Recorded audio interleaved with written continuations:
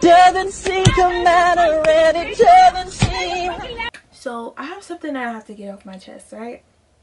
So being that we live in a society that is so prominent and expected of everyone to basically live life as a monolith, meaning as in liking the same things, doing the same things, living the same way, it can be very tiring having to follow certain strict rules of what, in fear out of what someone else may think of you.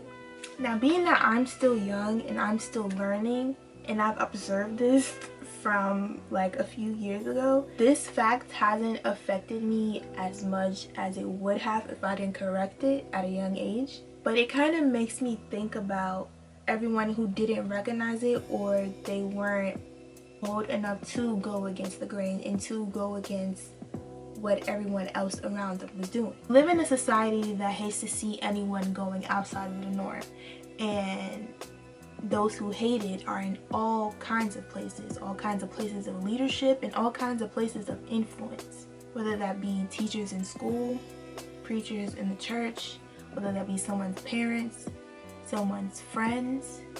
It can literally be anybody.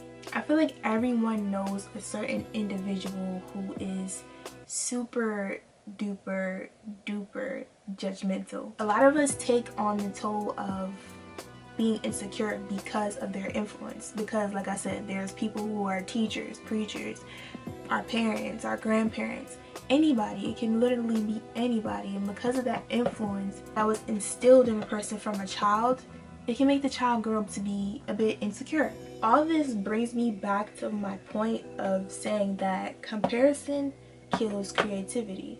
Comparison kills creativity of who you are as an individual.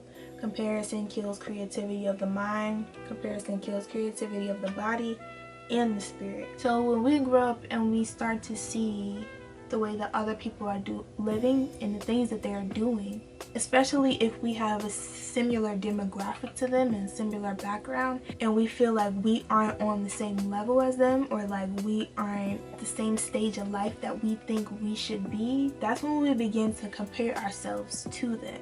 And as I said, comparison kills creativity. The reason why we might not be on the same level as them, or on a certain level that we think that we should be, is because we have separate journeys from them. We may have started in the same place, we may look the same, we may like some of the same things, but we aren't them. Their journey is not your journey just as much as your journey is not their journey. Sometimes the place that you want to compare yourself to, or the place that you envy, can be minuscule to your exact destination of where you're supposed to go. So sometimes it's just not good to compare yourself to anybody. The only person that we should be comparing ourselves to is us. We should not be in competition with anybody but ourselves. That's the great thing about, having ultimate confidence in yourself, is it doesn't matter what's happening. I don't care what's happening. I don't care what you're on or this person's on. This is what I like. The only person I'm trying to be in competition with, the only person I'm trying to be, is the person that I was yesterday. Because if you don't be you, nobody else will. On this earth, there's not another you, just like there's not another me.